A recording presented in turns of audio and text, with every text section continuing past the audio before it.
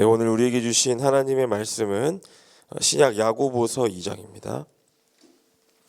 야고보서 2장 14절에서 26절까지의 말씀을 우리 한 절씩 교독하고 마지막 26절은 합독하도록 하겠습니다. 야고보서 2장 14절에서 26절까지의 말씀 읽겠습니다. 제가 먼저 읽습니다. 내 형제들아, 만일 사람이 믿음이 있노라 하고 행함이 없으면 무슨 유익이 있으리요? 그 믿음이 능히 자기를 구원하겠느냐?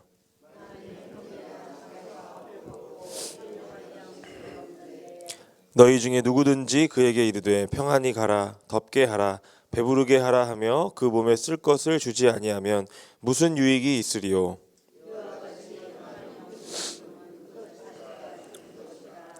어떤 사람은 말하기를 너는 믿음이 있고 나는 행함이 있으니 행함이 없는 내 믿음을 내게 보이라. 나는 행함으로 내 믿음을 내게 보이리라 하리라.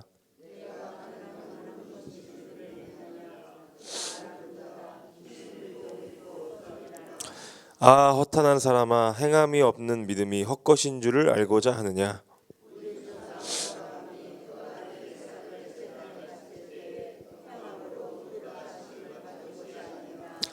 내가 보거니와 믿음이 그의 행함과 함께 일하고 행함으로 믿음이 온전하게 되었느니라.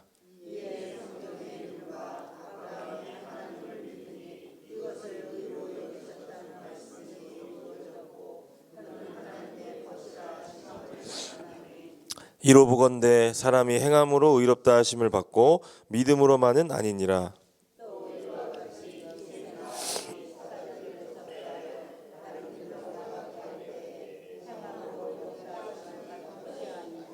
네, 다 같이 읽겠습니다.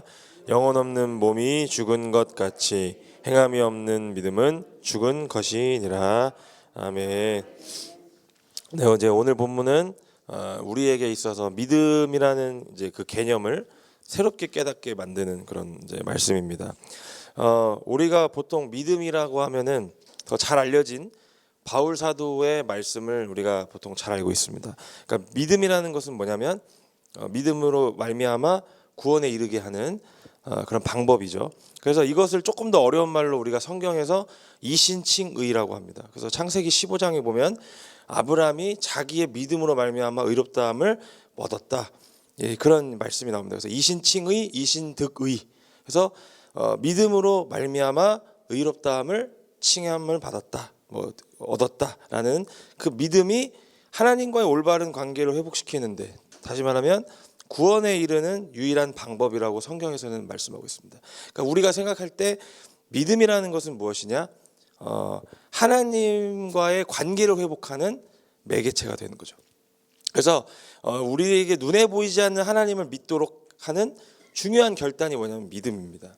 그런데 이 바울이 강조하는 믿음만을 강조하면 우리 신앙생활에서 한 가지를 놓치게 됩니다. 그게 뭐냐면 믿고 구원받았다라는 사실을 통해서 내가 너무 자유하게 되는 겁니다. 그러니까 나 믿어, 나 하나님 믿어, 나 교회 다녀, 나 예배 다녀 라는 그 말로 이 사람의 믿음이 모든 것들이 다 파악이 되어버리니까 이 사람의 실생활에서 어떻게 살아가는지, 또 이 사람이 과연 어떠한 믿음을 가지고 있는지 좀처럼 판단이 안 된다는 거죠. 자, 그래서 우리가 흔히 주변에서 교회 다닌다고 하는 사람들 중에서 엉망으로 살아가는 사람들 많이 봅니다. 그러니까 생활은 그렇지 않으면서, 가정에선 그렇지 않으면서 믿음 있다라고 말은 하는 사람들, 저게 진짜 그리스도인인가 하는 의문이 들 정도로 살아가는 사람들이 많이 있습니다. 자, 따라서 믿음이 있다라고 하는 것은 단순히 내가 하나님을 믿는다고 해서 거기서 그치면 안 된다는 거죠. 어떤 개념이 되어야 되냐? 오늘 야고보서에서 말씀하고 있는 행함이 있는 믿음이 있어야 된다는 겁니다. 그러니까 믿음은 내가 내 입술로 내 마음으로 선포하는 것도 필요하지만 그 믿음을 증명해낼 수 있는 나의 삶의 행동과 행함이 있어야 된다는 거예요. 그렇지 않으면 그리스도인이 아닌 겁니다. 그래서 성경에서 만약에 로마서와 같이 바울 서신의 내용만을 담고 있었다면 우리는 어떻게 됐을 거냐? 믿음으로 말미암아 구원을 얻었다. 나는 믿음이 있어요. 나는 믿습니다 라고 하는 그 고백만으로도 그리스도인이 누구나 될 수 있습니다.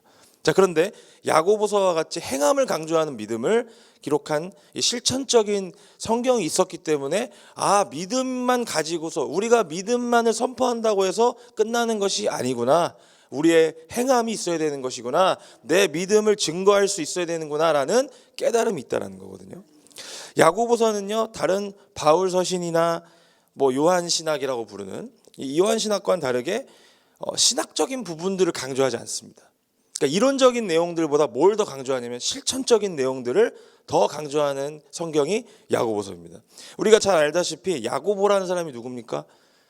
우리가 잘 오해하고 있는 이제 사실이 뭐냐면 이 야고보가 요한의 형이었던 야고보, 세베대의 아들 어부 출신 야고보 사도라고 아는 사람들이 몇 명 있는데 아닙니다. 예수의 형제, 마리아의 뱃속에서 나왔던 그 복음서에 등장하는 야고보입니다. 그래서 이 야고보가 처음에는 어떻게 했습니까? 예수를 배척했죠. 나사렛에서 선지자가 고향에서 배척받는다라는 예수님께서 말씀하신 것처럼 나사렛에서 배척을 당했었습니다. 자, 그런데 이 야고보가 후일에 성경에 나오지 않지만 이제 우리가 추측하기로는 고린도전서 15장 부활장에 보면은 많은 사람들에게 일시에 보이셨다라고 하는 그것을 통해서 우리가 볼 수 있듯이 야고보도 그 중에 한 사람이었다. 부활하신 예수님을 직접 목격한 사람 중에 하나였을 것으로 추측을 하고 있습니다. 그래서 야고보가 이때를 기점으로 해서 회심하고 이제 예수 그리스도를 전파하고 복음을 전하는 그런 사람으로서 섰다, 이렇게 우리가 볼 수 있는 것이죠. 그래서 야고보는 오늘 야고보서 우리가 1장을 보진 않았습니다만은 내용을 보시면 흩어진 12지파 유대인들에게 다시 한번 그리스도의 믿음을 어떻게 지켜야 되는지, 행함으로써 지켜야 될 것을 강조하면서 실천적인 내용들을 이제 신앙생활에서 사용할 것을 강조하고 있다는 것을 볼 수 있습니다. 자, 그래서 어떻게 하면 우리가 신앙생활을 진정으로 할 수 있는가, 또 어떻게 하면 더 풍성하게 신앙을 지킬 수 있는지를 알려주고 있는 책이 야고보서라는 것을 우리가 알고 오늘 그런 흐름 속에서 오늘 본문을 이해하면 더 좋을 것 같습니다. 자, 오늘 보면 야고보서 2장은 야고보서의 핵심 주제를 담고 있습니다. 바로 행함이 없는 믿음은 죽은 것이다, 이렇게 선포하고 있다는 거죠. 그래서 오늘 본문은 야고보 신학의 전체 중심 주제라고 볼 수 있습니다. 야고보는 우리가 아까 말씀드렸다시피 세베대의 아들 요한의 형제 야고보가 아니라고 말씀드렸어요. 주의 형제 야고보라고 말씀했습니다. 자, 그래서 이러한 상황 속에서 예수님을 나중에 믿은 야고보는 더욱더 열심을 다해서 증거를 하기 시작합니다. 야고보는 오늘 본문에서 이렇게 말하면서 시작합니다. 14절 말씀 우리 다 같이 읽도록 하겠습니다. 시작. 내 형제들아, 만일 사람이 믿음이 있노라 하고 행함이 없으면 무슨 유익이 있으리요? 그 믿음이 능히 자기를 구원하겠느냐. 아멘. 자, 믿음이 있다고 하는 사람들이 자주 빠지는 딜레마가 있습니다. 자, 실제로 우리 도마동에 가면 삼육초등학교, 삼육중학교가 있죠. 이제 구원파거든요. 이런 이단들이 왜 이단인가 하면 이런 부분들 때문에 이단이 되는 겁니다. 자, 한 번 믿고 내가 한 번의 회개를 통해서 믿음을 가졌습니다. 그래서 거듭났어요. 그럼 끝이라고 하는 거예요. 그 이후에 내 삶은 자유롭고 어떻게 살든 저렇게 살든 내 마음대로 살면 끝이다라고 주장하는 사람들이 구원파 이단입니다. 자, 그래서 단회적 회개라고 하는 이 한 번의 회심 이후에 어떠한 일을 하더라도 상관이 없다고 주장하기 때문에 믿음이 생긴 이후에는 회개할 필요가 없다라고 주장합니다. 그러니까 내가 무슨 일을 저질러도 하나님이 나를 구원하셨는데 내가 뭔 상관입니까? 하면서 마음대로 사는 거예요. 그래서 사회적인 이슈를 일으킬 수밖에 없는 모습들이 구원파에서 나오는 거죠. 자, 그런데 이것을 야고보의 신학으로 관점에서 봤을 때는 문제가 생긴다는 거죠. 자, 왜 그러냐? 믿음이 있다면은 어떤 것까지 우리가 믿어야 되느냐? 우리 예수님이 다시 오실 것을까지 우리 믿어야 됩니다. 그러니까 재림까지 믿어야 돼요. 근데 재림하시고 심판이 있을 것이라는 히브리서 말씀까지 믿어야 됩니다. 그러니까 그리스도인들 어떻게 살아야 됩니까? 우리의 믿음은 세상 속에서 살아가면서 계속적으로 행함을 통해서 드러나야 된다는 거예요. 그게 믿는 사람으로서의 믿음의 진짜 모습이라는 거죠. 그러니까 하나님의 말씀대로 살아갈 수 있는 노력이 우리 안에 필요합니다. 이런 행함이 없다면 능히 자기를 구원할 수 없는, 즉 심판을 받을 수밖에 없는 상태가 된다라는 이야기가 됩니다. 자, 이를 뒷받침하기 위해서 야고보가 몇 가지의 어떤 사례를 이야기하고 있는데 21절에서 25절 말씀을 또 우리 다 같이 한번 읽어보도록 하겠습니다. 시작. 우리 조상 아브라함이 그 아들 이삭을 제단에 바칠 때에 행함으로 의롭다 하심을 받은 것이 아니냐. 내가 보거니와 믿음이 그의 행함과 함께 일하고 행함으로 믿음이 온전하게 되었느니라. 이에 성경에 이른바 아브라함이 하나님을 믿으니 이것을 의로 여기셨다는 말씀이 이루어졌고 그는 하나님의 벗이라 칭함을 받았나니 이로 보건대 사람이 행함으로 의롭다 하심을 받고 믿음으로만은 아니니라. 또 이와 같이 기생 라합이 사자들을 접대하여 다른 길로 나가게 할 때에 행함으로 의롭다 하심을 받은 것이 아니냐. 아멘. 야고보는 아브라함과 기생 라합이라는 두 사람의 이야기를 들어서 행함이 있는 믿음의 중요성을 다시 한번 강조하고 있습니다. 우리가 잘 아는 것처럼 아브라함은 원래 이름이 아브라함이 아니었습니다. 원래 이름이 뭐였죠? 아브람이었어요. 그냥 아버지, 그냥 민족의 아버지라는 이름이었는데 아브라함이라는 이름으로 개명이 됩니다. 자, 그런데 이 개명이 됐던 정확한 이유가 뭐였냐면 이 이신칭의였다는 거죠. 그러니까 하나님을 믿음으로 말미암아서 의롭다함을 받았기 때문에 이제 모든 민족의 아버지로서의 이름을 받을 수 있었다는 거죠. 자, 그런데 아브라함이 만약에 창세기 15장에서 그 믿음으로만 가지고 살았다면 정말 그 믿음이 우리에게 믿음의 조상으로서 아브라함이 나타났을지 않았을지도 모릅니다. 창세기 22장에서 이삭을 모리아산에 바치는 그 과정 가운데 어떠한 변명이나 원망도 하지 않았습니다. 그저 행동으로서 나의 자신의 믿음을 나타냈다는 거죠. 물론 아브라함은 이미 아브라함이라는 이름에서 아브라함으로 바뀔 때 믿음을 인정받았습니다. 하나님한테 인정을 받았습니다. 그런데 거기서 끝났느냐? 아니라는 거죠. 그 믿음을 시험받을 때에도 아브라함은 이삭을 바칠 수 있을 만한 행함이 있던 사람이었다는 것을 야고보에서는 강조하고 있습니다. 자, 라합도 마찬가지입니다. 라합은 사자들을 접대해서 도망칠 수 있도록 도왔습니다. 그래서 어떻게 됐습니까? 그들이 여리고성을 잘 정탐하고 다시 한번 가나안으로 입성하는 데 아주 큰 도움을 주지 않았습니까?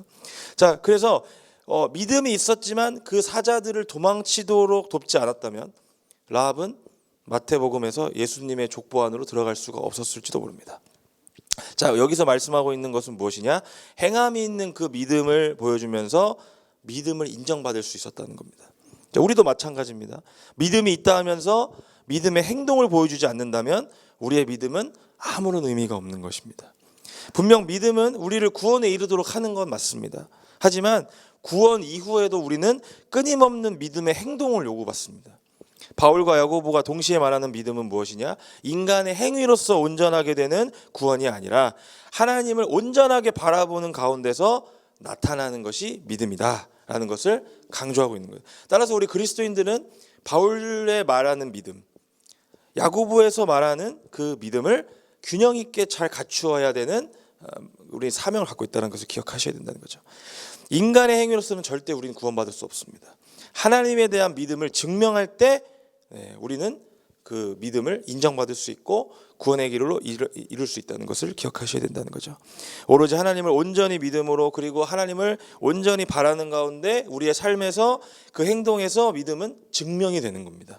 자, 우리 마지막 26절 다 같이 읽고 마무리하도록 하겠습니다. 26절입니다. 시작. 영혼 없는 몸이 죽은 것 같이 행함이 없는 믿음은 죽은 것이니라. 아멘. 우리 몸이 영혼이 없으면 그저 빈 껍데기에 지나지 않습니다. 하지만 영혼이 들어있으면 우리는 살아있는 사람들이 됩니다. 믿음 역시 마찬가지예요. 믿음이 있다고 말하면서 아무런 믿음의 행동을 보여주지 않는다면 우리는 믿음이 없는 사람과 다를 바가 없습니다. 우리 삶에서 믿음이 있는 사람으로서 믿음의 행함을 보이는 우리 모두가 되시기를 바랍니다. 나의 믿음을 증명할 수 있는 행함을 통해서 하나님을 기쁘시게 하고 또 믿음의 사람들이 되기를 축원드립니다. 우리가 이 자리에 나온 이유가 무엇입니까? 믿음을 가지고 하나님 앞에 기도하러 나온 그 행함이 있기 때문에 나온 줄 압니다. 믿음은 행함으로 증명이 되는 겁니다. 내가 하나님을 믿는지 하나님을 의지하는지 하나님께 기도하는지는 누구나 말로는 떠들 수 있습니다. 나 하나님께 기도해. 하지만 이 자리에 나와서 무릎 꿇고 정말 두 손 꼭 잡고 하나님께 집중해서 기도하는 사람은 그 행함으로써 자신의 믿음을 증명하는 줄 믿습니다. 이곳에서 믿음을 잘 지키시고 또 그 행함을 통해서 하나님의 기도에 응답받으실 수 있는 저와 여러분 되시기를 주님의 이름으로 축원드립니다.